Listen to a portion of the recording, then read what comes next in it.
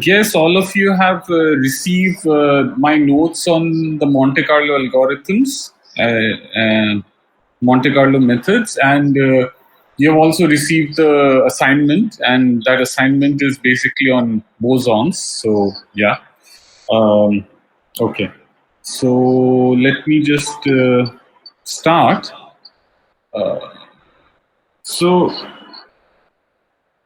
in the next two lectures, I would just try to give you a feel of this Monte Carlo algorithm. It's an extremely huge field in itself, and it's not only important in statistical mechanics, it's important in many areas in physics. For example, the reason you can search for so many things so fast using the Google server is also because of Monte Carlo, right? So, yeah. Anyway, but since it's such a vast subject, we won't be able to go through all of it. We'll try to understand how to write an algorithm for the Ising model in 2 dimensions. And then it'll be up to you to write the algorithm and check things for yourself, right? Because if you know any programming language, writing that algorithm is not hard.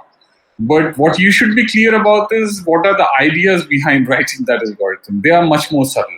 Okay, so that's my job, to try to demystify the thing a bit. And the notes that I have sent you are very detailed, so you can read through many of the things there. Some of the things I'll rush through because they are rather elementary, but I have still put them in the notes because it's just good to have something self-contained and you can see how things progress. Okay, so that's the idea. Also, I have given these 2 references which you can download and read at your own leisure and work out things at your own leisure. One of the things which I would unfortunately not be able to cover during the course is the correspondence between a quantum system, so a quantum many-body system, and so a quantum many-body system in d dimensions and a classical system in d plus 1 dimensions. Okay. So this is a remarkable thing. Unfortunately, we won't have time to cover it in the course. But of course, if you read this paper, for example, it starts off with a very simple example of a single harmonic oscillator, which is a, if you want, which is a d equal to 0 quantum system. And then it maps it to a d equal to 1 classical problem, and then using Monte Carlo finds very familiar things like the energy levels and the wave functions of the quantum problem. But, and there's another paper actually by Kreutz. Maybe if I find that, I'll email it to you. It's a classic paper by Kreutz. He was a high energy physicist. So the beauty of the thing is that in such a simple problem as a quantum harmonic oscillator, which you're very familiar with, you will be able to see how to write such a path integral in a classical language, and through purely classical manipulations, get things like wave functions and all. But of course, the price you pay is that you're working in one higher dimension. Okay. So anyway, but unfortunately, I'll not be able to cover that. But nonetheless, for anybody who's interested, they can look at these articles. Okay, good. So now let me carry on. So the first thing, which might be very familiar to you, is something called Monte Carlo integration. Okay, so so let's see. So have you guys done this problem or heard of this problem? Suppose I draw a square, okay, and I inscribe a circle inside that square, and then I randomly throw points in this square. Of course, some of those points would fall on the circle, and some of those points would not, obviously, right? So do you know how to estimate the area of this circle using such a method? Have you guys heard of this problem? Maybe many of you have. Yes, sir. Okay, so suppose this is the square, right? You can see the square, and capital M points. I just throw capital M points randomly on the square. Out of those capital M points, capital N points would land inside the circle, and let's say the other points land outside. Then, using these two numbers, you can actually estimate the value of pi. Okay, and as this number n grows, so does the accuracy of this estimator. Okay, so I hope you have heard of this problem. And is there anybody who has not heard of this problem? Sir, I haven't. Okay, you haven't, but now you have heard of it. Okay, so, okay, good. I mean, you can just search Wikipedia and all of you know programming. So you can try to do this, right? You can try to do this. So the idea is you take a square, and in any programming language that you use, there are things called random number generators. So using those random number generators, you can design the following thing, that you just throw points randomly inside the square, right? So let's say that the side of the square is 1, right? So you need to select a random number x between 0 and 1 and y between 0 and 1 again, right? And you just keep, and of course, if you tell me an x and you tell me a y, that's a coordinate. So that's like a point here. And you keep throwing such points using these random number generators, right? And then some of these points would, of course, fall inside the square, inside the circle, and some of those points would fall outside the circle. You can write a simple program to do all this. What I'm trying to tell you is, knowing the total number of points that you have thrown in, okay, and the number of points which are falling inside the circle, you can actually estimate the value of pi. Okay, this is a very well-known problem. Okay, very standard problem, and then you can just try to write a simple algorithm to find the value of pi using this problem. And in your algorithm, you should keep changing this value of n, the total number of random sort of points that you throw in. Okay, and you will miraculously see that as you keep on increasing this value of n, this estimator for pi, because of course on the internet you can find pi to many decimal places. So what you'll see is whatever value you get through your program, it'll just be accurate to certain decimal places. But as you keep increasing this n, which you can do very easily, let's say to 1 billion or something, you will see that you will get the first few digits of pi extremely accurate.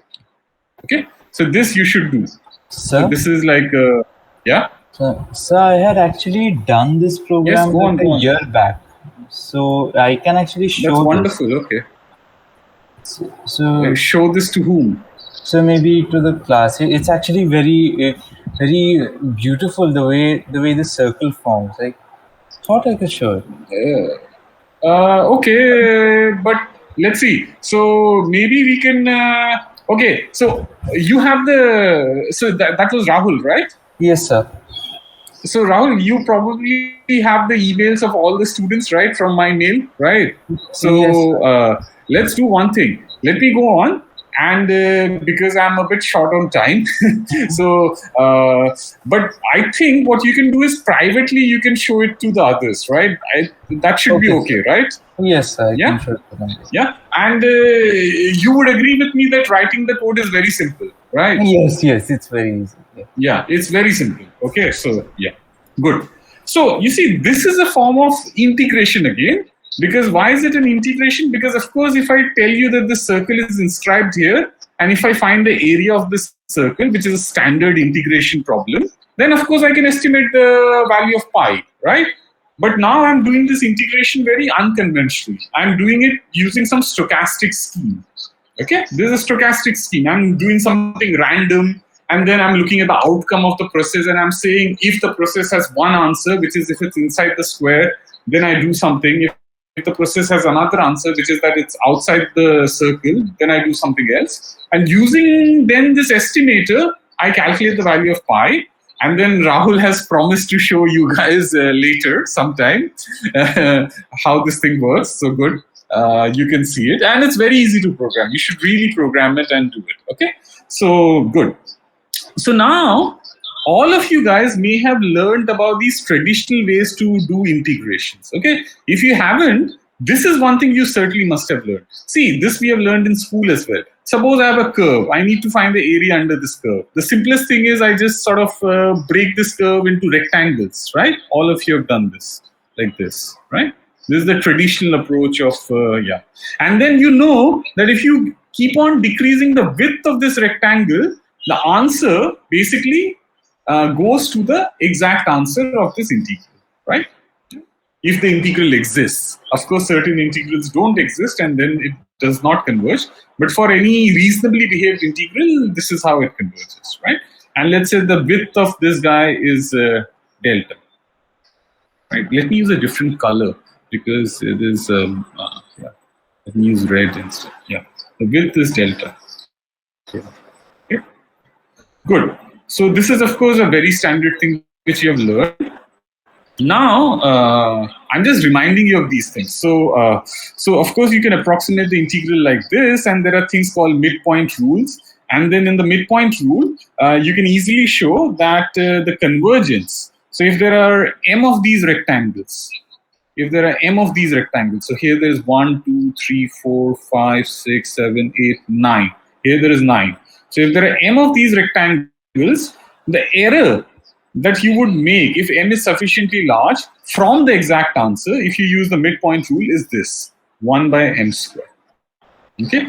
Then there is an improvement which is called the Simpson's rule. Okay, where you use something quadratic. You don't sort of approximate it by something like this. You approximate it by some quadratic function like this. Okay, like this. Right. There you can show that the error reduces. It converges faster to the right answer. It converges like this, 1 by m to the 4. Right? So these are called standard estimators of integrals. Okay. Now there is a problem with all these standard estimators of integrals. Estimators. So what is this problem? The problem is, suppose I give you a multi-dimensional integral like this. This is a multi-dimensional integral, right? This is a 3-dimensional integral. Now suppose I want to do a Statnik integral. That's an even larger dimensional integral. That's like a 10 raised to the 23 dimensional integral. Right, because you're integrating something over phase space with a large number of particles, right? When you calculate partition function and things like that. But let's just stick to this example. Suppose you do this 3-dimensional integral or a d-dimensional integral, then again, it's a very standard thing. And again, if you have not read about this, you can just look at any standard textbook which deals with these things. The error in your answer then goes as, if you use Simpson's rule, n to the minus 4 by 2. So if you put d equal to 1, you get m to the minus 4, which is exactly what I wrote here for a 1-dimensional integral. Now suppose you put d equal to 2, then what is your error going as? It's going as m to the minus 2. So the performance is not so good.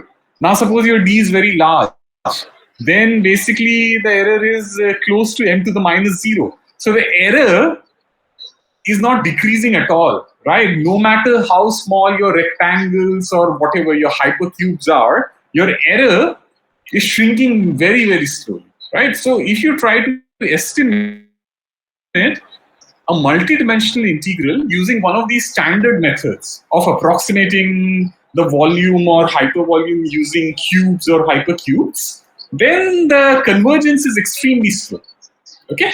So that is something which I think is well known, and yeah, okay. So this is a problem because most problems in physics you encounter integrals like this, much more complicated integrals, right? Okay. So the point is, as I said, for high-dimensional integrals, the convergence can be very slow.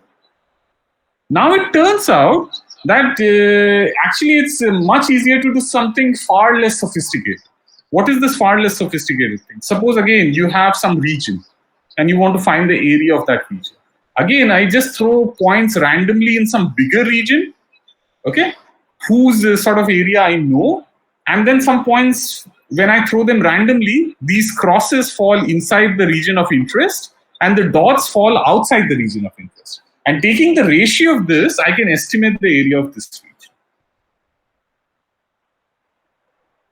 This is a very simple method. This is a very simple thing. Okay, and this is called a simple sampling method, right? Now there is a small code which I've written here, and you can use this to actually calculate the value of pi. Okay, so yeah. Anyway, so it's a pseudocode. Now, the advantage of this method is beautiful, and this comes from the central limit theorem, okay, which you have studied.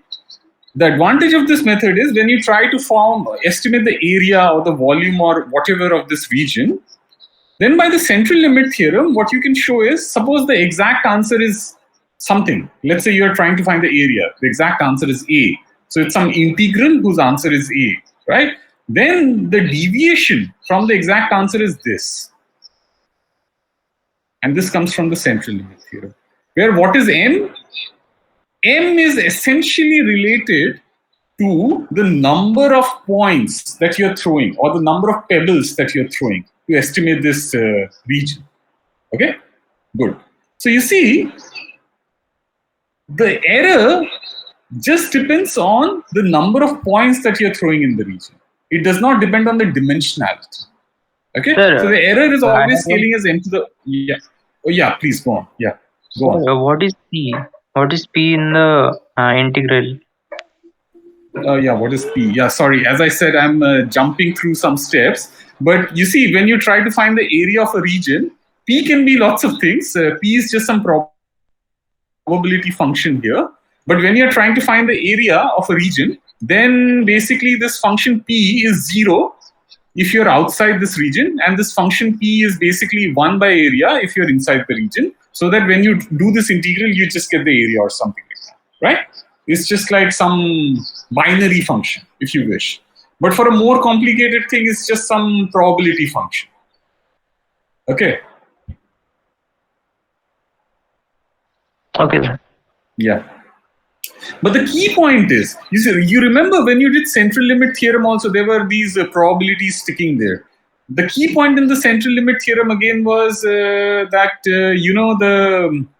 the answers converge to a Gaussian in a certain manner, like this. That's why the square root m also comes here. Okay? Right. So this just comes from the central limit theorem. And I have given a statement of the central limit theorem in my notes as well. Okay? Just for completeness. So I think the question was asked by Ritesh. So Ritesh, here I have defined P. Okay, so yeah, for this problem. Okay, right. So now here is the statement of the central limit theorem. You can just go through the statement. It's very simple. All of you have done this. Now comes the interesting thing. So the error in one of the methods is m to the minus half, which is when you do a simple sampling. And the error in the other method is minus 4 by d, when you do anything called the Simpson's rule or something. So what are you trying to do? So let's say you have a hypercube in d dimensions, and there's some region inside that hypercube. Okay, there's some region inside that hypercube. You are trying to estimate the volume of this region. Now, of course, because you're trying to estimate the volume of this region, you're doing some complicated integral, of course, right? So let's say like ddx, f of x, comma, y, comma, whatever, some integral like this to estimate the volume. So either you can estimate this volume using the standard Simpson's rule, because after all, that's the rule which is taught to us even in junior classes to sort of get the value of an integral, or you can just use the simple sampling method. Now, the key advantage of the simple sampling method is, if your dimensionality of the integral is greater than 8, so you just compare this expression and this expression. If your dimensionality of the integral is greater than 8, then the simple sampling method always wins. So this is remarkable. This tells you that a simple-minded statistical method is better in estimating this sort of volume of this region that I've indicated to you, compared to some fancy thing like a Simpson's rule. Okay, just by comparing these two things. Okay, so this comes by central limit theorem, okay, and this comes by the standard algebra of Simpson's rule. Okay, so you just compare the errors.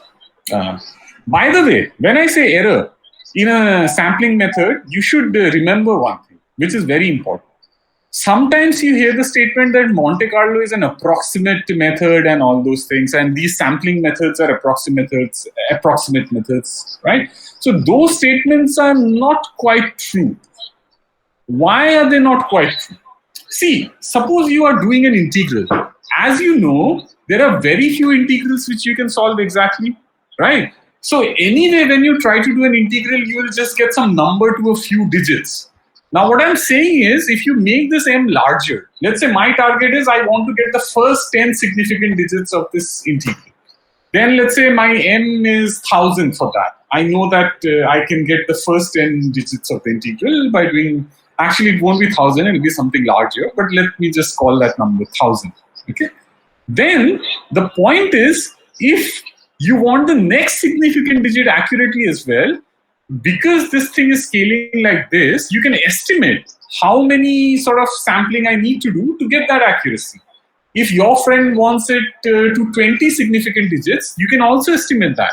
And you can get that accuracy by just increasing this m.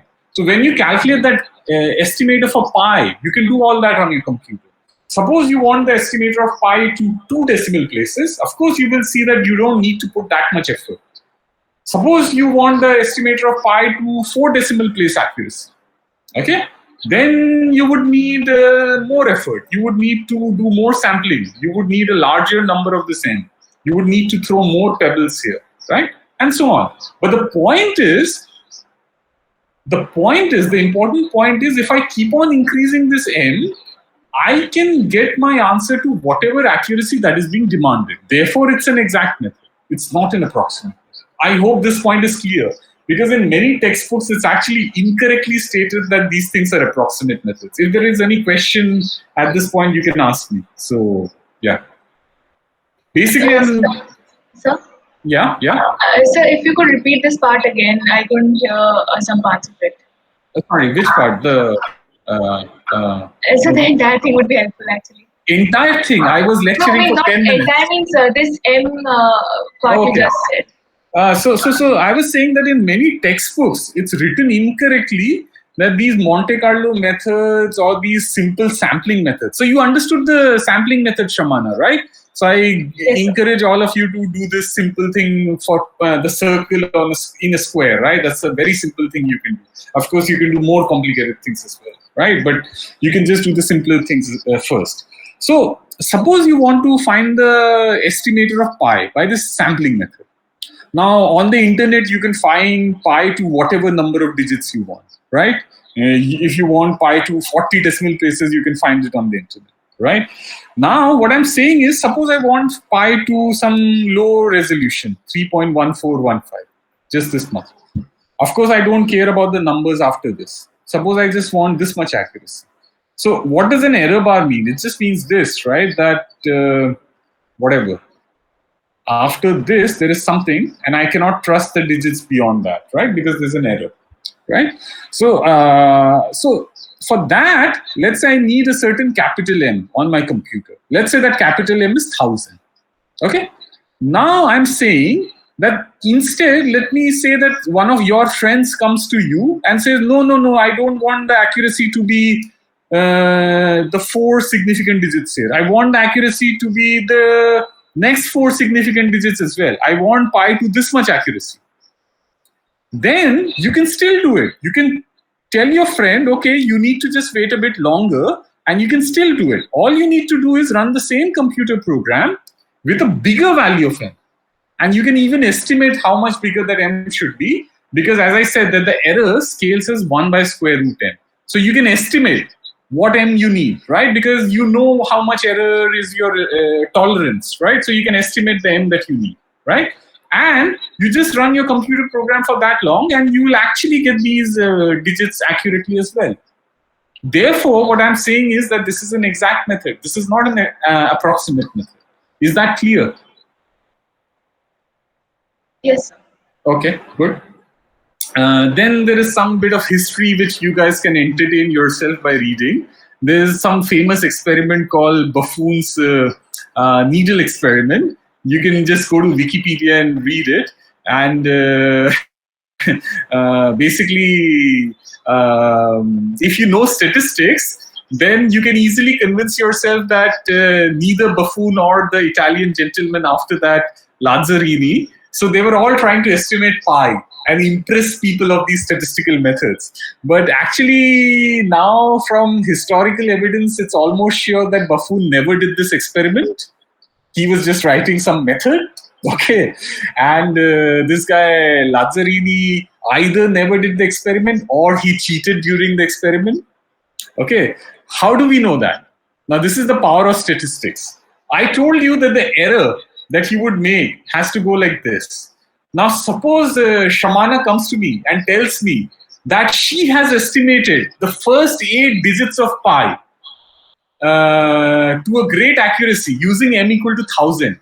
And let's say any of you, let's say Indrajit, being your tutor, runs his computer program with m equal to 1000, and he sees that with m equal to 1000, he can only get the first 4 digits.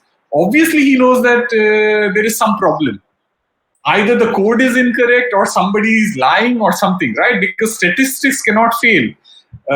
So that's exactly how we know that both Buffon and more importantly, this guy, Lazzarini, they were just bluffing or lying. So most likely Buffon was just bluffing. He just wanted to describe a method and people took it very seriously. People thought that he actually did the experiment. Rather, he was just describing the method. But this guy, Lazzarini, that was a more serious case, and then people ultimately realized that he did not do it. So here is some number. Lazzarini basically took m equal to 3408 and he could get pi to this much accuracy. Now all of you will write your own program and you can just try putting m equal to 3408 and you will see that you will never get this much accuracy. So that's it. So without being in the room where Buffon was in 1901, you know that he was wrong. How do you know that he was wrong? Because this is statistically impossible. The probability that Buffon was right is 3 in a million or less than that. So if you are a betting person, you would just say that he was wrong. That's it. I would say that. And actually, it turns out that he was wrong. Okay, and most likely the experiment was never performed by him. He was just filling some lab book by some spurious numbers. Okay, so there's some very interesting history. I just wanted to tell you that without being in that room, you know that those guys were not saying the correct thing. That's the power of statistics. Okay, so yeah, good. Good. So now there is some further detail which is very important, which you should go into, which is important sampling of these integrals. Okay. So what do I mean by that? Now this is very important. See, suppose I give you an integral again. Suppose there's again some region here, like this, right? And you know the area of this region. So let's say this is 0 to 1. This is also 0 to 1. So the area of this region is 1, of course, right? Now, let me not even take this integral. Let me take an even more dramatic function, like this, like this. So let me take this color. Yeah. Let me take this function. All of you can see this function? Yeah? Now, let me tell you that again, you just do your simple sampling method. What is your simple sampling method? You keep on throwing points here randomly, right? And sometimes the point hits inside this region indicated here. This is your function. So whenever it hits inside, I draw it by a circle. Whenever it hits outside, I draw it by a cross. Now you can see that this is my function. This is the function I'm interested in, right? I want the area inside this function. Now, for this function that I've shown you, can you intuitively see why this method is going to be not so good? This simple sampling method. Can you intuitively see that?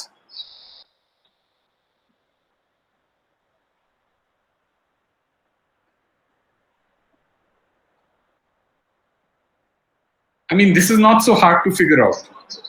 So I'm just throwing points at random, completely at random, on the square. And some of these points would fall inside this region. What I'm asking you is, if this region is so narrow, I'm almost giving you the answer. What I'm asking you is, if this region is so narrow, Do you think this method would converge well to the right answer, or do you need to have a lot of effort to make this method converge to the right answer? Do you need to throw a lot of points so that you get any reliable answer? So That's what since the area is small, Yes, the probability of the ball to hit that particular area is very much small. correct. So we have to run a sample. So we have to take a large number of samples. Correct. So that you have some significant probability of these events, right? That's the point that you're making, right? Because, I mean, as you know, when you do a coin toss, this is a very important point. All of this is very familiar. Sorry, I'm repeating many things, but this is very familiar, but somehow we forget this. See, when we do a coin toss of an unbiased coin, we say that the probability of getting a head is half and the probability of getting a tail is half. But all of you know that if you throw a coin, let's say 10 times, you would almost never get this number half if you just count the number of head and tail and take the ratio. Why? Because 10 is a very small number to give this estimator correctly. If you do it 1,000 times, you will see that this number is close to half. If you do it 10 million times, you will see it's extremely close to half, and so on, right? So these things like probabilities, they make sense if your sample space is large. This is something which is very well known and familiar to us, but we just don't appreciate it. So, as was exactly said correctly, suppose I take 10,000 random points. Since this area is so small, maybe just 3 of them fall inside, right? But 3 is a very small number. I cannot reliably take the area for that. So then I need to scale up everything. I need to do it 1 billion times, and maybe then not 3. Maybe, well, you can actually estimate it, right? So if 3 things fall when you have, let's say, 10 to the 4, then of course you could just scale things up. If you have 10 to the 9, then of course 3 times whatever, 10 to the 5 points would fall, roughly speaking, right? You just scale up everything. So then that would form a much more reliable estimator. But what does that mean? You need to do a lot more effort to estimate the area correctly. Why are you doing a lot more effort? Because the chance of your failure in the sampling procedure, see, this cross is a failure, right? The chance of your failure, that is you not hitting the right, what should I say, right region in your phase space is much higher than the chance of your success. Okay? Therefore, you need to run this for a much longer time. Now, how can you make this procedure succeed? That's the question. How can you make this succeed? That's really the heart of Monte Carlo and the heart of all these sophisticated things that you see and do, including your search algorithms in Google and everything. That's the heart of this thing. So that's called importance sampling. And in fact, that's what nature is going to do, which is what will become clear to you when we go on in these lectures.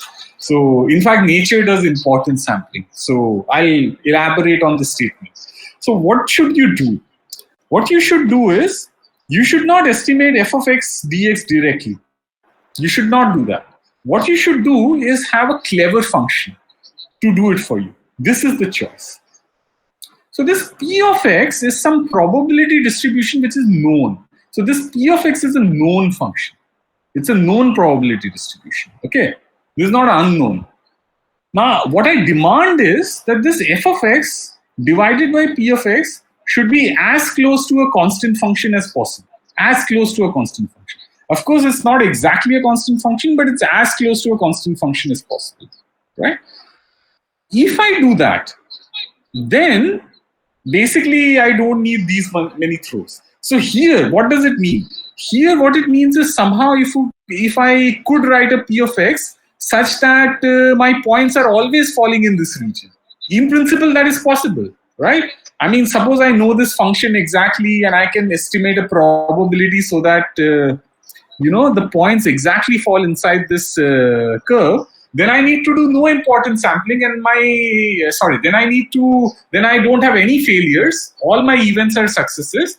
And basically, my error bars scale very efficiently. So the point that I'm trying to make is, if you do the simple sampling method, of course your error bar would scale like this again. Okay, but this number would be very high here. This number would be very high if you do a simple sampling. But if you do an importance sampling, again the error bar would be exactly like this, but this number here, let me keep it in white, this number would be much, much smaller than this number. That is the point. So on the computer, you would need to make a much smaller effort to have a more reliable result. Of course, this denominator would stay the same. That comes from the central limit theorem. But this numerator would be very different if you just do a simple procedure versus this importance. So importance sampling says is you pick up a function. Importance sampling says that you don't throw the pebbles randomly. You throw the pebbles with this probability distribution, P of x. So maybe you throw the pebbles so that most of the pebbles lie inside this region. That's what you do. Okay? And if you can do that, then automatically your method converges faster. Now the whole trick of doing Monte Carlo algorithms is trying to choose this function. This is one of the biggest problems in computer science, theoretical physics, machine learning, whatever you have. Okay, this is one of the central problems in mathematics and physics. And in some cases, we can do it very efficiently. In most cases, we cannot do it very efficiently. Okay, so if you take a complicated condensed matter or a statistical mechanics problem and you devise a method so that you can do it efficiently, your name would remain in textbooks.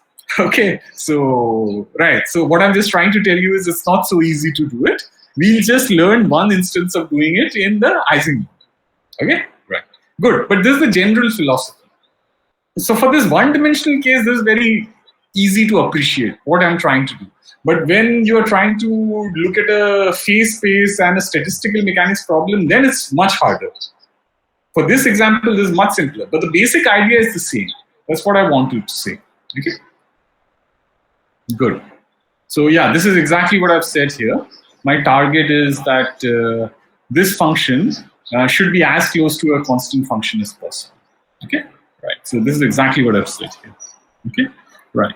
So now there are some things here which are details which I won't go into, but I encourage you to read them in my notes because I have explained this in excruciating detail. Okay. So what have I tried to explain? Let me point that out. See, in most computer algorithms, like in C or in Fortran, most computing languages, the standard random number generator that you use produce a random number between 0 and 1 in most computer programs. So you are just, suppose you want to produce a random number generator, there is a function which generates that, but that function gives you a random number generator between 0 and 1 with uniform probability. So probably some of you have some of you use random number generators while writing any code in your school or college or in your in your bachelor's, anything? Yes, sir. Yeah, so you're familiar with these things, right? That in most computer languages, you have a uniform random number generator, right? You must be familiar with that. Is that correct? Yes, sir. Yes, sir. Yeah, very good. So now the question is, so a uniform random number generator is exactly like this. You're just throwing the pebbles completely randomly. That's what a uniform random number generator is doing, right? Because it's doing something completely uniformly. It does not distinguish between this region and this region. It's just doing everything completely uniformly. Now, suppose I say, no, I want this probability distribution. So then your task is, and this is again something which you should do. I have given sufficient amount of detail in my notes. Anybody can do this using the details of my notes and write his or her own computer program. Okay, use the program here in your standard computer algorithm, and let's say you try to generate some other function, some other probability distribution, which is different, which is not a uniform distribution, which is like this. Okay, how would I do that? So the recipe is called transformation methods to generate non-uniform probabilities. Now again, this cannot be done all the time, but there are some very important cases where it can be done. I have listed those important cases here in my notes. For example, one of the important cases is how to generate a Gaussian probability distribution. Another important case is how to generate a Lorentzian probability distribution. So the key mathematical step is you need to be able to, whatever the probability generator is, you need to be able to solve this integral exactly. This is called the cumulant of a probability distribution, which you may be familiar with. You need to solve this thing properly. Okay, if you can solve this integral and if you can invert this integral, okay, then you can actually do this. And I have given two cases in my notes and I have worked out all the details for you. And for those two cases, one is the Lorentzian here, one is the Lorentzian, okay, and the other is the Gaussian. So using the algebra that I have done in my notes, they are done in excruciating detail. You can read up that detail and you can then take your random number generator and actually produce a Lorentzian from Okay, so these exercises, this estimation of pi, right, and then converting this random number generator to a Lorentzian, all these exercises I am giving to you so that you just do them. Of course, I won't sort of evaluate you on this, right, because this is for your own understanding, right. But if you do them, you will just learn these things and you will see how these things work very beautifully. By the way, let me ask you at this point, has anybody done this thing before in the class? How to convert this random number generator into a Lorentzian kind of a probability distribution? Has anybody done this before in the class? Do you know how to do this? So I don't think we have encountered this kind of a problem before. This will be interesting to do. Yeah. So as I said,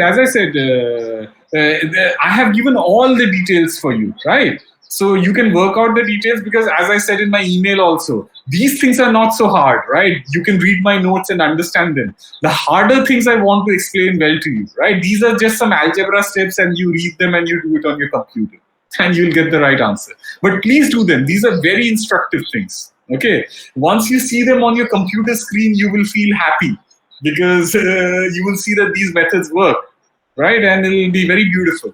Okay.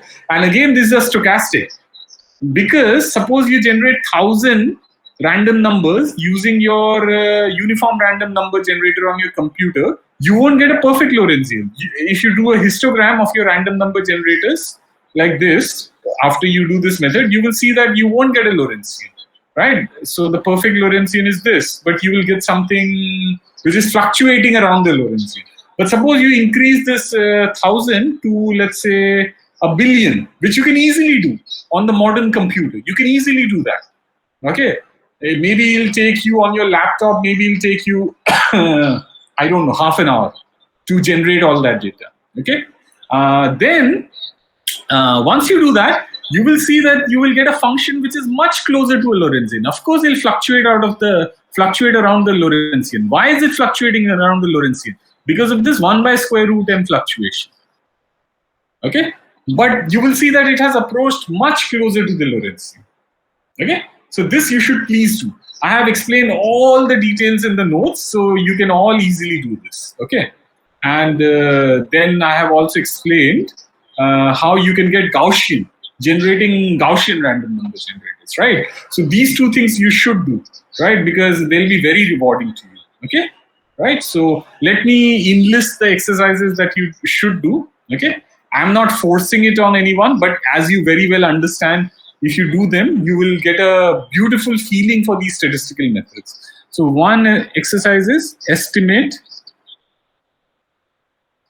pi using simple sampling and see how the error. Now you can easily see the error because of course you can just go to the internet and know the exact value of pi to whatever decimal places and you know your answers. So you subtract both of them, that gives you the error. So you can try to see how the error, so maybe you draw the modulus of the error, how the error scales with n. That you should see from your data. And then you should see that the error really scales like this when n is large. And then you will be convinced, right? And this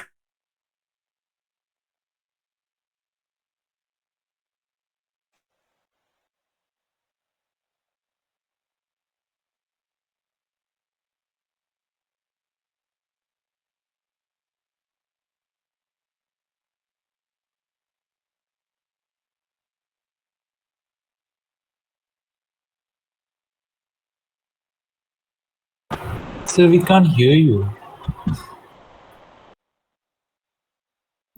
Yes, sir, maybe disconnected or it's not audible.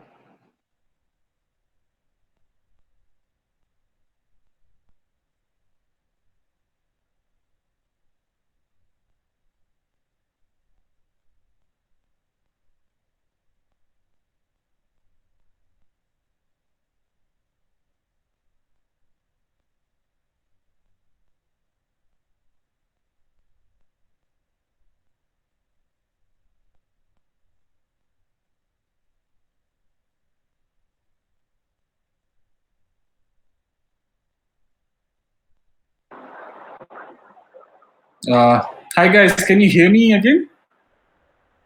Hello, can you hear me? Yes, Yes, sir. sir. We can hear you. Yeah, sorry, I had lost my internet, so I'm just using my mobile phone now. Yeah, but I guess I need to share my screen again. Sorry, so I'm on page 11. Okay. Let me just, sorry about that. I need to connect it. Okay, but in the meanwhile, while I'm also connecting my other device to the internet, you can ask any questions if you have. So, right. 1 second. Wi-Fi. So now this should work. Let's see.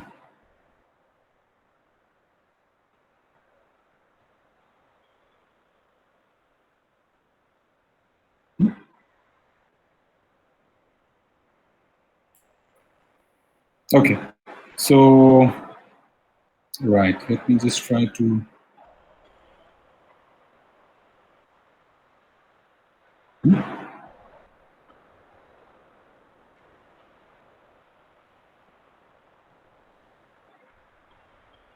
Share screen. Start sharing. Start now. Now you should be able to see the screen again. So yeah.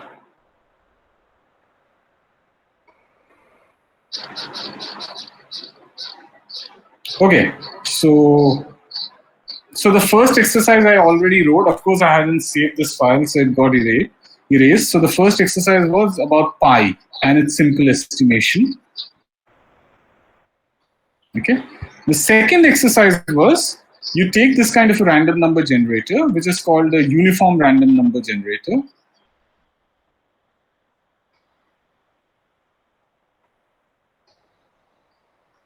Now this is between 0 and 1. Okay, so it generates a random number uniformly between 0 and 1.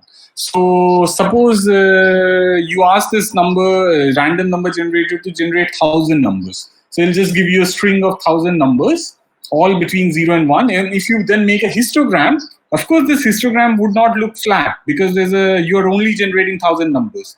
But maybe you will sort of see something like this. Okay, if you generate something like 10,000 numbers, it'll be closer to a flat function and so on.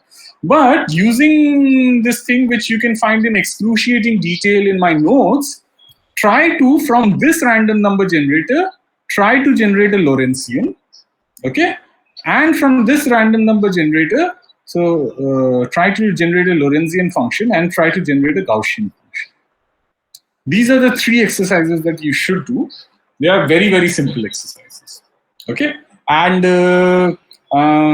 yeah, I mean, please do those exercises, and if you want, you can sort of send the sort of description and the graphs of this to Indrajit with a CC to me. Okay, and of course, as I said, I won't grade you on these things, but it'll be good for you only. Because if you learn these things, then you will understand how these statistical methods work in very simple contexts. Okay, good. Right. So now comes a very important point, which is the following. Yeah. So in all these statistical methods, there is a key element in your code, whatever computer code that you're using. The key element is how to generate random numbers. Now, of course, you can understand that in your computer code, there is some other algorithm which is generating your random number, right? because it's some other algorithm generating your random number, those numbers cannot be truly random. Is this point clear to everybody? Why the numbers cannot be truly random when you are actually looking at your random number generator in your computer? Yes, sir. That is why I think they're called pseudo-random generators. Correct. They're called pseudo-random number generators. Sir, I did not understood this point. Okay. Let me explain. Let me explain it to you properly.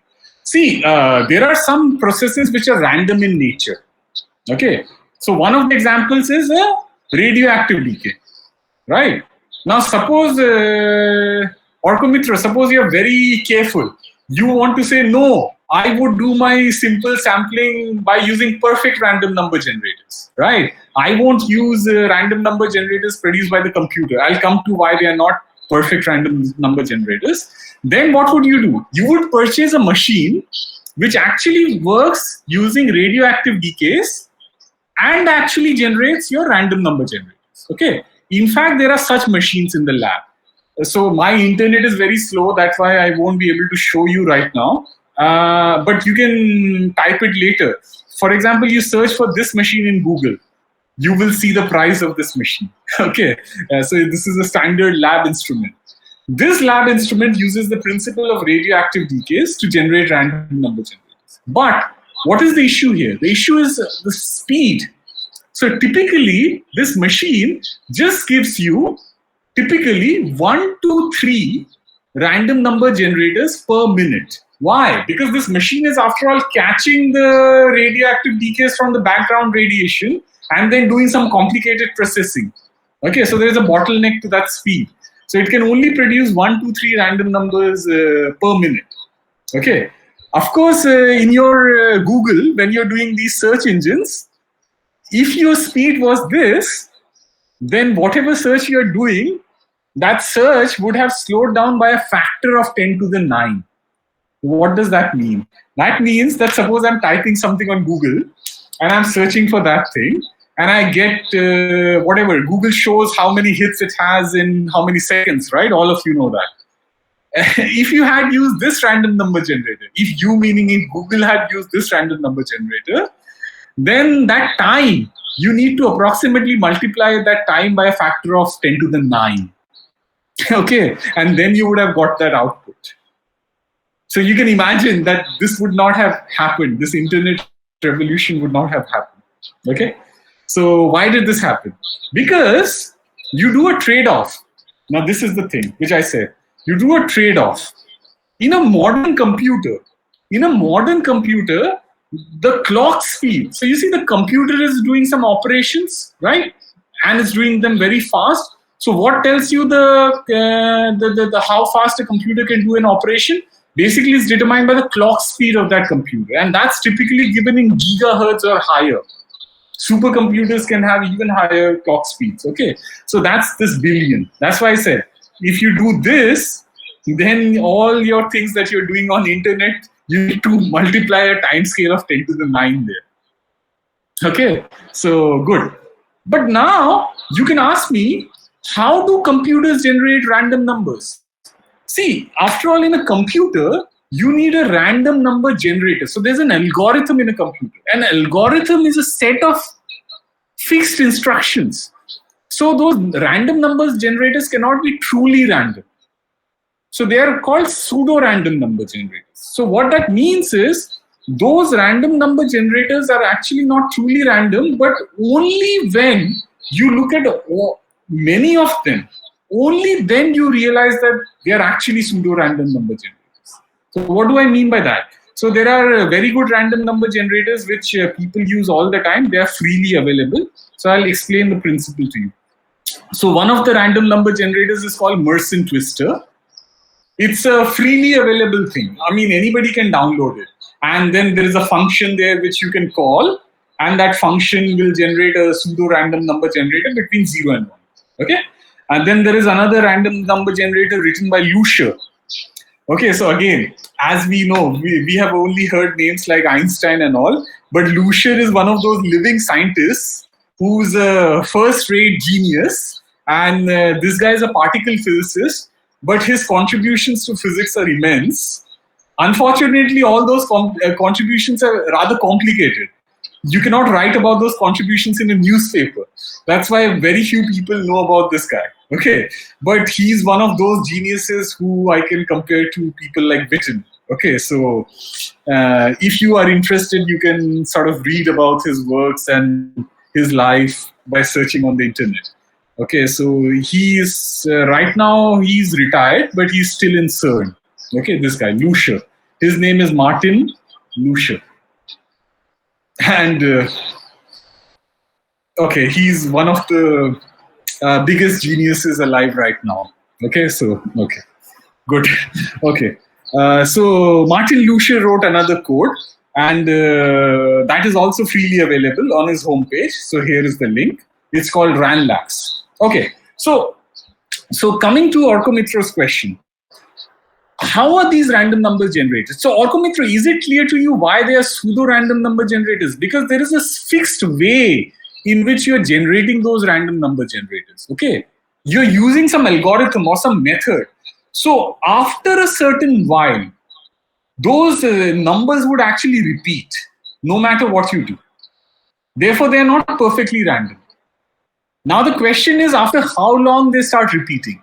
If they start repeating after, let's say, 10 to the 12 numbers, and you're using only 10 to the 3 numbers in your random number generator in your computer, then you're safe. But if you're using something where you need 10 to the 12 numbers, then you're unsafe, because you know that your program or your process is going to repeat the numbers after 10 to the 12. It's like the time period of that process. That's why it's called a pseudo-random number generator, because there's a fixed algorithm, there's a fixed process which is generating these numbers. It's not truly random, but it just looks random. I don't know. I mean, do you sort of see what I'm trying to say, or is it very confusing? I'll give you an example of how this is. Sorry? Okay, sir, it's fine. Yeah. But I'll give you an example. Okay. Sir, Yeah. sir, I have a question. Sir, in Yes. nature, there are various nonlinear maps which is No. given- So they are chaotic. The nonlinear maps are chaotic. But by the way, Akshay, even nonlinear maps have a repetition cycle. This is a property of mechanics that is called Poincare time. Okay, so they are also not truly random processes. Okay. Sir, but I have Yeah. a question. But sir, means for example, logistic maps at No. Okay, please. See, I cannot explain these things in detail to you, but the simple statement is any deterministic map is not truly random. Do you understand my statement? Any deterministic map is not truly random. That's it. This is a one-line statement. Okay, sir. Got it. This is important. Did you have a question, Orkomitra? Yes, sir. I was saying that even in that nonlinear dynamics, there was an equation like xn plus 1 equal to r 1 minus xn into xn, like that sort. And now when r goes above, I think 3 or 3.5, something like that, it becomes highly chaotic, and repetition Correct. means nearly not there. Actually, the repetition is there if you can do infinite precision arithmetic, and then you will see that chaotic map has a fixed cycle. Any chaotic map which is deterministic has a fixed cycle. Okay, I mean, it's a property of mechanics. There's no way to violate it. Okay. Yeah, it's just that on your computer you're not doing infinite arithmetic precision. See, when you're doing floating point or when you're doing double precision calculation in your computer, you're truncating the digits after a certain point. You understand? Yes. Yeah. So yeah, but anyway, but if you you see what I'm trying to say, right? Okay. Yeah. Good. Okay. So the trick to generating these things in nature, not in nature, in computers, is called chaotic maps. So one of the most beautiful chaotic map which I learned in college was the Arnold chaotic map. Okay, after all, I guess all of you have heard the name Arnold. He's again one of those staggering geniuses in physics. Have you heard the name Arnold? Yes, sir. Okay, good. If you haven't, you should really hear this name. Okay, so yeah. So good. I mean, these are some of my scientific heroes. So yeah, I mean, I get excited when I say something which is sort of their contribution. So yeah. Okay, good. So Arnold's map is the following. You take any point xy inside the unit sphere, inside the unit square, and then you do this operation. But this operation is done mod 1, so that the point is again brought to a unit square. Okay? And then you keep doing it. So now I'll tell you this fun website which you can go to. My internet is slow, so I cannot show you the fun website. Go to this fun website. When you go to this fun website, you'll see an image of a cat. So what is an image? It's nothing but a pixelated thing. Remember when we were talking of the Ising model, we could talk of a pixelated map. So an image can be always converted to a map with a collection of x, y's. And then you do the Arnold map on that pixelated image, and then you get another image. And then you do the map again, and you get another image, right? And you keep getting a sequence of images.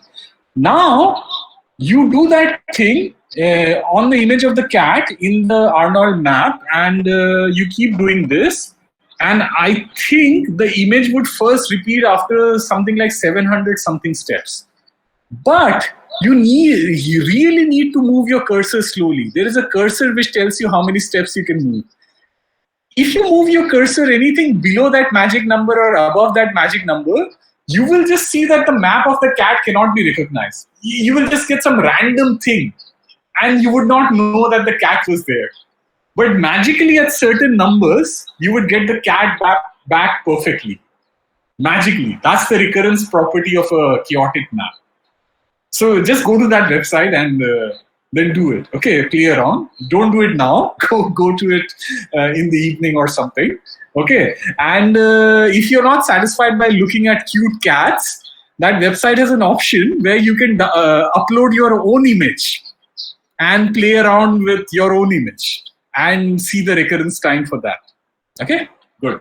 So now the Arnold cat map is a two-dimensional chaotic map. But now you can form higher dimensional chaotic maps. So the Arnold cat map has like a recurrence time of 700 if I look at that image of the cat. But then I can easily form complicated chaotic maps which have a recurrence time of 10 to the 9. But even 10 to the 9 is not enough for me. Why is it not enough for me? Because as I told you, in 1 second your computer already does 10 to the 9 operations. Right? So that's not enough for me. Okay, so in fact, this computer programs like Ranlax and Lucia's program, for example, and Mersenne Twister, they are based on dynamical systems which can be regarded as multi-dimensional versions of Arnold's cat map. These are beautiful. See, these guys, Lucia is a genius. So he figured out a beautiful chaotic map, and he put that beautiful chaotic map on the computer and wrote a program. And that map has a time period which is this. Just try to imagine how huge this number is. 10 raised to the power 171. So you can use this and you can be safe for most of the things that you do. And in fact, there are more advanced versions now which people use in industries or people who do advanced computer programming they use. But these things are available freely online. So you can just download them and use them. These are standard C or Fortran things, and you can link it on your program and use those functions. Okay. So the general idea is that these are just generalizations of the Arnold's chaotic map, and they have a very long recurrence, and that's why they are effectively random numbers. See, you won't get these details explained in most books. I'm just explaining them in my notes so that some of you, when you do these things seriously, you can look into these aspects on your own. Okay, good. Good. So so anyway, so this is the statement which I wanted to say. High quality pseudo-random number generators are extremely important scientifically and to write Monte Carlo algorithms. And again, there is some interesting bit of history here, which I can maybe explain later to you. Okay, not now. Okay, so yeah, good. Right. Now I come to one of the more important things which we are going to do. And this is really the principle of Monte Carlo. But anyway, let me just take a brief pause, and if any of you have some questions. I know I was rushing through some things. Some of the things were familiar to you from before. The other things I left as some exercises for you to do. Okay. And in one-dimensional or two-dimensional problems. And now the real question is how to do this in a high-dimensional problem, because things like partition functions and all live in a very high-dimensional phase space. So how do you do that? That's the question. Okay, and that's really the heart of Monte Carlo algorithms. Okay, so this thing till now, what I've told you was just like baby steps towards preparations of that. But you can read more about it and do the 3 exercises that I told you. All the details are given in my notes. You can just read them. They are not algebraically very complicated or very subtle. That's why I did not spend too much time on them. What I'm going to tell you now is much more subtle. Okay, so yeah. But anyway, if there is any questions on that, you can, till this point, you can ask. If there's any quick question, you can ask. Sir, just one question I had regarding the random generation algorithms that people have. Yes. Like what are the kind of process? What processes actually are viable for random number? No. So Rahul, that's exactly what I said, right? See here, this is exactly what I said. So this is a process. This is a process which a computer can do many times, right? You agree with me? Right? Yes, sir. So this is a chaotic map in 2 dimensions. Okay. What Lucier said was, Lucier wrote, and he did it because he was an absolute genius. What Lucier did is he could define a dynamical system. So a dynamical system is nothing but a system which has a map like this, right? A discrete dynamical system which has a map like this, but a high-dimensional dynamical system. And that dynamical system was like a multi-dimensional version of the Arnold scat map. And he could write a computer program to implement that dynamical system. And when you look at the output of that dynamical system, then that gives you a string of random number generators. I see. So it's just that these maps, they all are in real space. No, they are not in real space. They are in some abstract space. No. Don't think of real space here. Okay. I mean, I mean, see, you guys are grown up. Don't think of real space all the time, right? This is an abstract space. See, this is X, Y. X and Y are living in some abstract space. I can just say X1 till X 10 to the 9, and I can have a recursive map for that. This is an abstract map, right? Okay. Yes, sir, that is what my confusion with it. I thought there was a real to real map. No. I mean, don't think like that. Yeah. I mean, this is some abstract. Yeah. I mean, all that you know is that the dimensionality here and the dimensionality here is the same. That's all. That's all you know. Okay, sir. After that, it's an abstract thing. It's just a set of mathematical equations like this. I mean, that's it.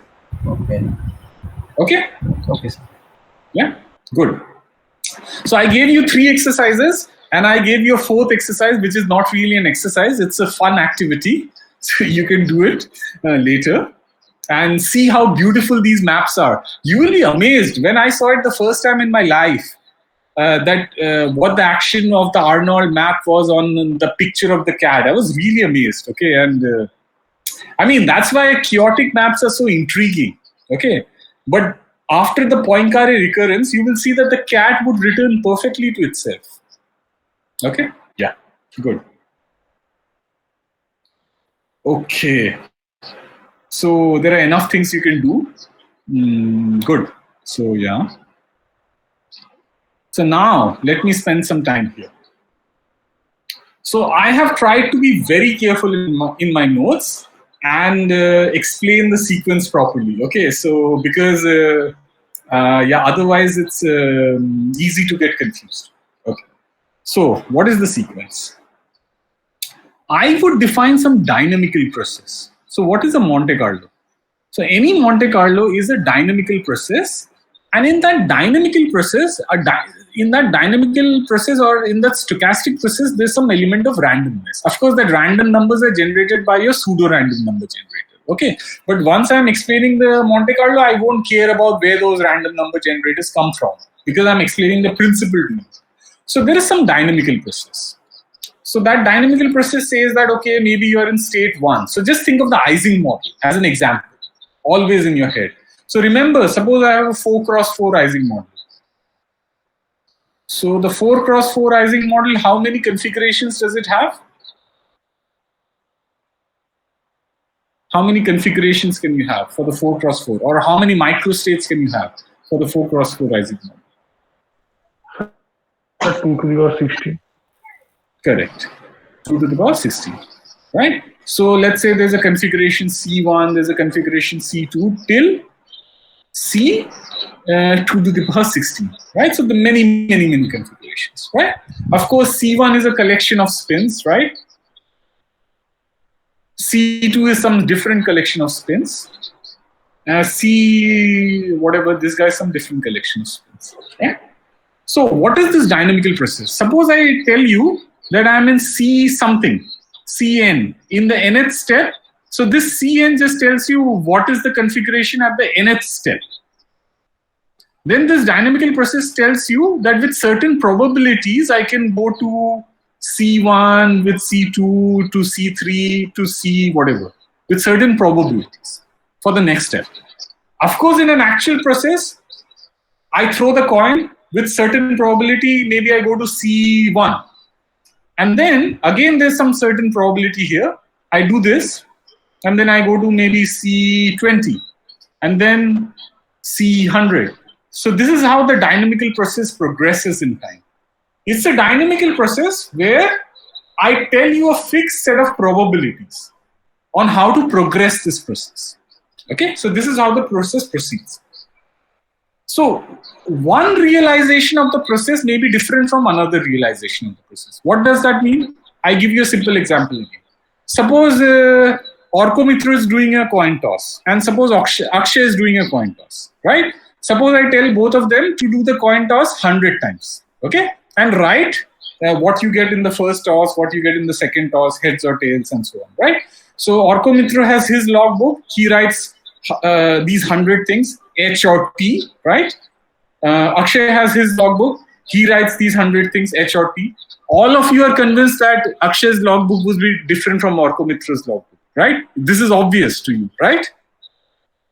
But clearly, both of them are doing the same dynamical random process. So is this point clear what I'm trying to say? So you understand what I'm trying to say when I'm saying some dynamical process which has some probabilities. Okay.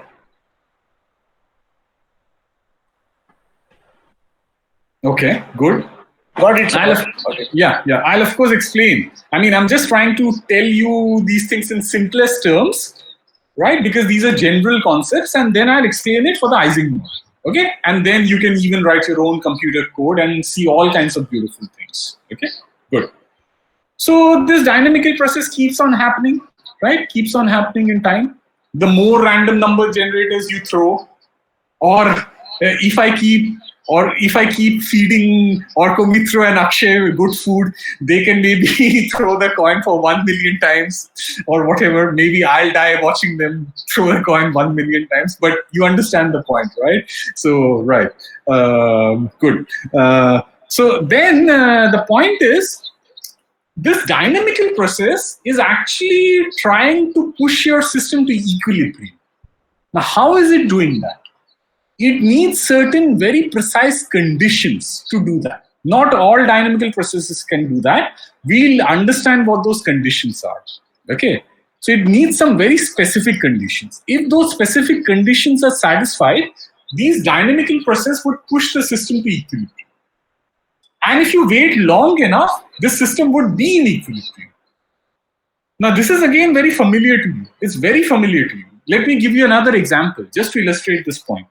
Suppose you're in a room. And let's say the gas in that room is sort of concentrated on the right half of that room.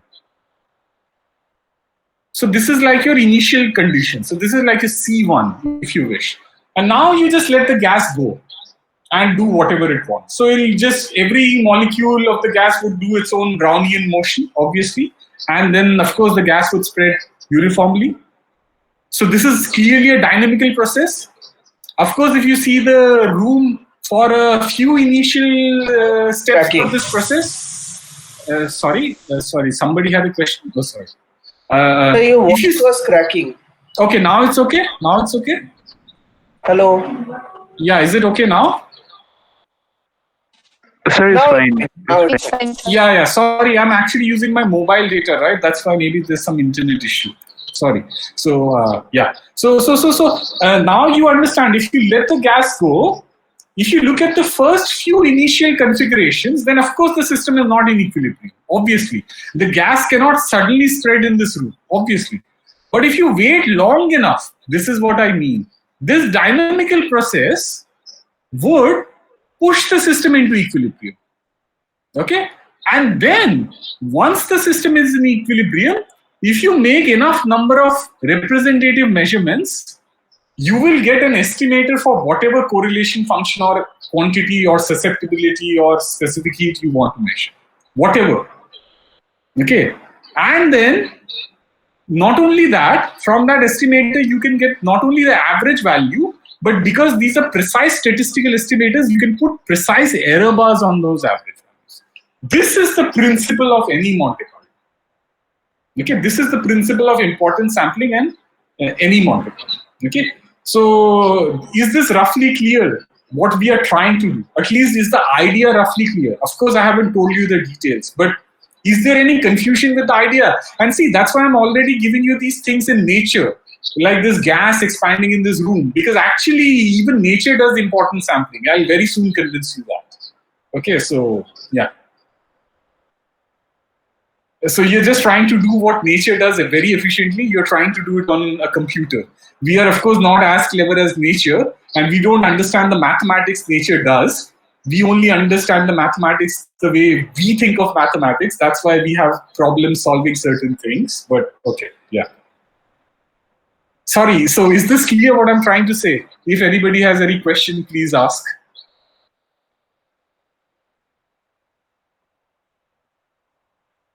Okay. If there are no questions, then let me go on. So let me erase some things because this is getting quite cluttered. So now, what do I mean by this importance sampling? And why did I say that nature does importance sampling? This is a very important statement.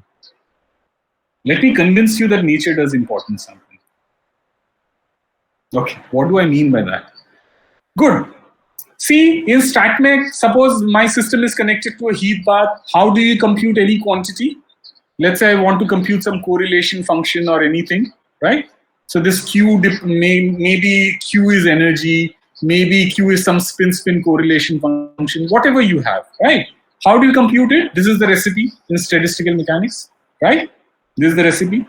But look at the right-hand side. The right-hand side has an exponentially large number of terms. Why is that so? Suppose you take the L cross L Ising model.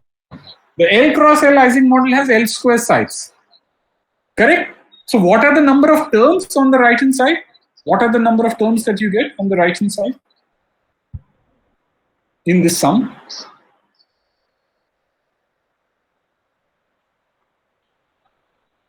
2 to the power L square. Power L square. Correct. So now you understand why it is so hard to do this sum. Correct? Because let me give you L of 100. Then L square is what? 10 to the power 4. 2 raised to the 10 to the power 4 is already a large number. And in statistical mechanics, L is not 100. L is maybe 10 to the power 23 or whatever, right? So this sum has an incredibly large number of terms.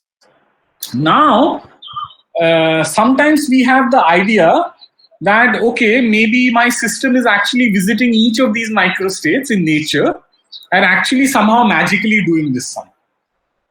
Okay? Maybe the system in its dynamics, this gas when it's expanding, right? This gas when it's expanding. Maybe it's visiting each of the microstate available to it in its phase space, and then it's magically sort of doing this sum somehow, That's how maybe nature does some cool thing. And somehow magically it's doing this sum, and somehow it's knowing the statistical mechanics answer. So the question is, the real question is, does my lab system really visit all points in my phase space? That is the question. Or does it do something else? Now let me suppose that my lab system really visits all points in phase space. Let me suppose that. And then let me show that that's actually not possible. Let me just show that. Okay, so that's exactly what I've written here. That's exactly what I've written here. So let's show that. Good. Let's just take this example of free gas in a room. Okay. So let's say there's a reasonably sized room. Okay. And let's say all the gas is on the right half of the room. Okay. Now in this problem, you know that the probability of all the microstates is exactly the same, right? Because basically you can ignore the interactions between the particles. These are free particles, so the probability of any microstate is exactly the same as the probability of the other microstates, right? And the probability essentially looks like this, because the probability that this particle is here is half, the probability that this particle here is also half. So if I ask you to estimate the probability of this microstate, this particular one which I've drawn here, is this. But the probability of any other microstate that I draw here is also this. Right? Because I will just multiply lots of halves and I'll just get this. Okay, good. Okay, now comes the key point. Now, how does the microstate change? So the atom here or the molecule here has to travel from here to here for this microstate to change, because I'm just looking at whether the atom is on the left half or on the right half. Let's say I'm just looking at that. So the atom has to travel from the left half of the room to the right half of the room, or vice versa, for the microstate to change, at least by a tiny amount, right? So let's say I assume some typical speeds given room temperature. So let's say the atom takes a thermal speed of 0.5 kilometer per second. That's some typical speed. Okay. Then some typical time scale is that the atom would need for like a reasonable sized room. Let's say something smaller than our classroom. Some living room or whatever, right? Then the typical time that the atom would take from one corner to the other is 0.01 second. Okay, I'm just giving some very typical numbers. Then how many processes do I need to do? Okay, to access all my microstates. How many processes do I need to do? What is the time scale for that? So the best I can hope for is that if I look at these different microstates changing, the best I can hope for is that in 0.01 second, the microstate changes once, because I'm just looking at whether the particle is on the left half or on the right half, okay? Because that's the typical time scale. And then I know that there are 2 raised to the power 10 to the 27 microstates here, because let me say that these are the number of atoms I have, typical number of atoms in this field. Then, just from this time scale, I can estimate how much time the system needs to move through all the microstates which is accessible to it. And this is the time scale. So I'm just doing some dimensional analysis, right? So you see how I'm estimating the time scale for the system to access all the microstates? Now, please see how big this number is. This number is much, much, much bigger than the current age of the universe. It's much, much, much bigger than that. So there is no way that the system achieves equilibrium by visiting all points in phase space. There is no way that it does that. Is this point clear? Of course, you should think about it later. I have given this example in my notes, but is this point roughly clear?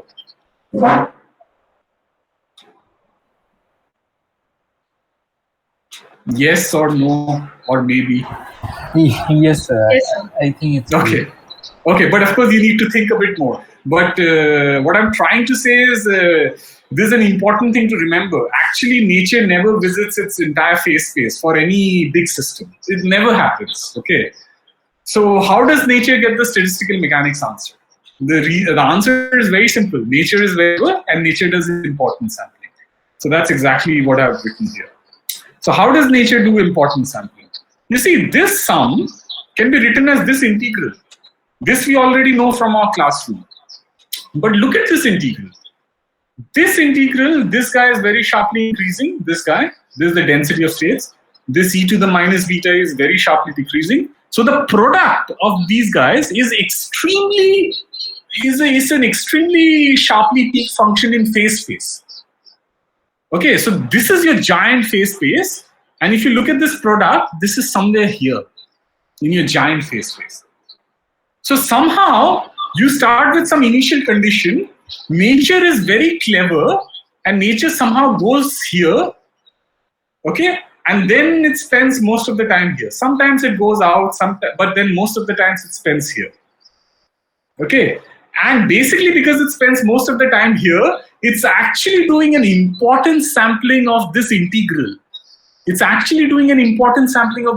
And because most of the weight of this integral is really here, it just gets you the answer without visiting the entire phase space. Is this clear? This is actually how nature works. So this is really, okay, I've given a picture here. This is actually how nature works.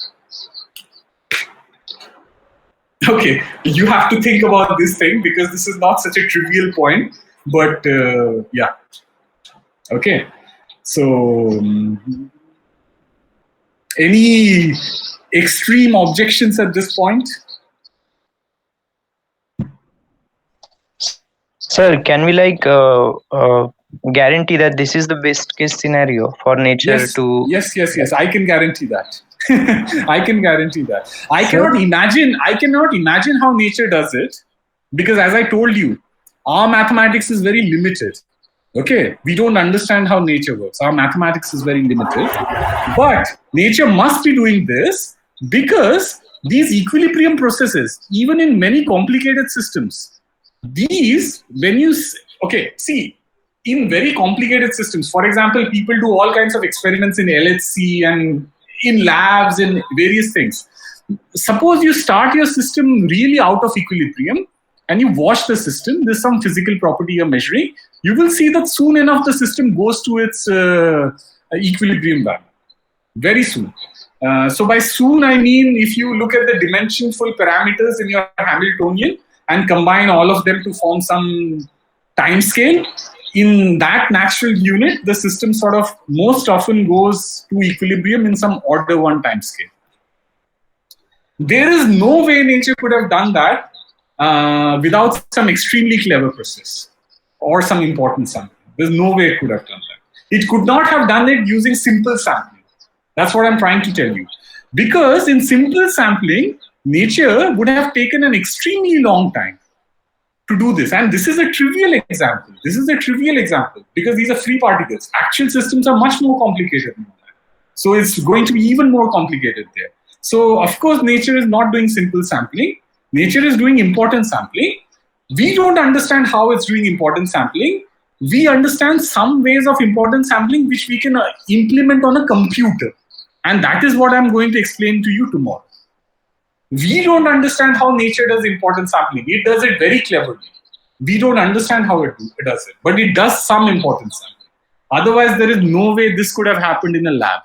Okay, sorry, I'm running out of time. Maybe another 2-3 minutes. You can ask me any doubt. Somebody had a question just now. Hopefully, I've answered him. And then I'll start with whatever we understand and how to implement important sampling for the Ising model tomorrow.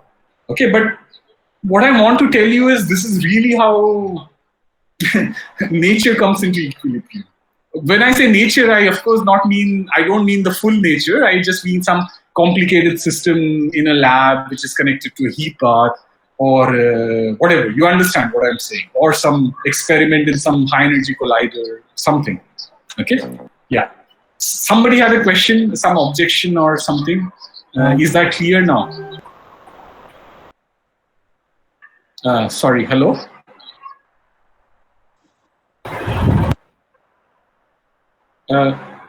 Was that you, Rahul? Sorry, you were saying something I could not hear you.